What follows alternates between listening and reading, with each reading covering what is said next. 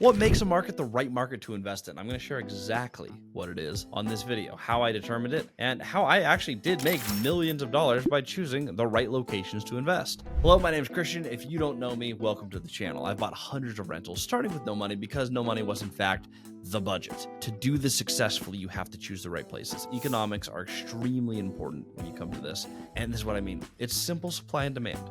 The first thing, the most important thing, anytime you're choosing a deal. I've invested in Stephenville, Texas, my favorite market in the country.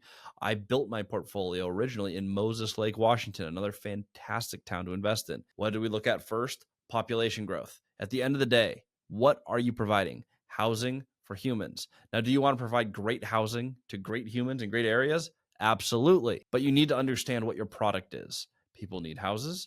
You provide them. You want more people moving in than moving out, which means demand is going up unless you're in a market that's overbuilding. So be aware of that. The easiest way to check for population growth, go to worldpopulationreview.com, type in the city, the county, the state, whatever level that you want to analyze. Type that into worldpopulationreview.com. This website is going to show you a graph right on the front of the page. It shows a bunch of other great demographic information, by the way. But the first thing I'm looking at is the graph going up over time. Now, I like to see a minimum of half a point of growth every year. I like to invest in places that have more than 15,000 people, ideally 30 to 100,000. Above that, it gets a little bit harder to compete, and you find that there's less people able to sell or finance. The higher equity markets are usually the little smaller markets. Your ability to come in and really influence market rent and operate independently. I love that size. So I'm looking for towns about that size, population growing by a minimum of half a point, ideally a lot more. If you look at like a Stephenville, Texas, for example, go to world population right now. Pause this video, check it out. Graph is going up like this. It's a city that's going off. I know for a fact they're not building enough housing. They're trying to, but they're not keeping up with demand, which leads us to number two. What's causing the growth? Or if you see a market that has a dip, it's good to understand why is it going up or down. Let's use Stephenville, Texas as our example again. Tarleton College just went D1. This is a college that's been 15,000 students. It's expanding to 30,000 students. Their basketball team doing amazing. Their football team doing really well. Their sports are doing fantastic. They're expanding the school. They're expanding their curriculum. They're building. It is an excellent employer driving population. But would I invest in this market if that was the only employer? Absolutely not. It's built on the backbone of the dairy industry, the beef industry, rodeo. We have hundreds of years of history in this small little town in the middle of nowhere, Texas. It has more than 30,000 people. It has a school that's expanding. It has businesses moving in all the time. And you have large industries, multiple large industries propping up the town. In a town like that, I absolutely love it. Then you look at a town like Moses Lake, Washington.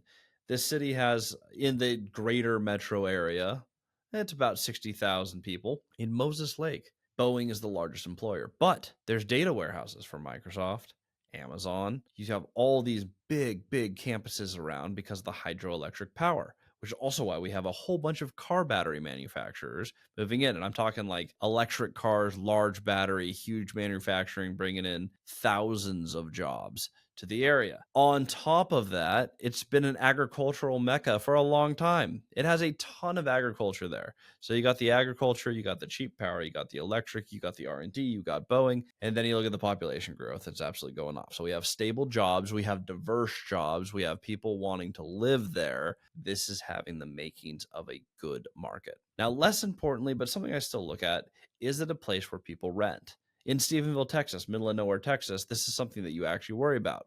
There are markets around the country, and I've seen them. A lot of them are the smaller markets where home ownership is just what you do. It's, hey, everyone owns a house. You got a dog. You got your 3.5 kids or whatever it is. White picket fence.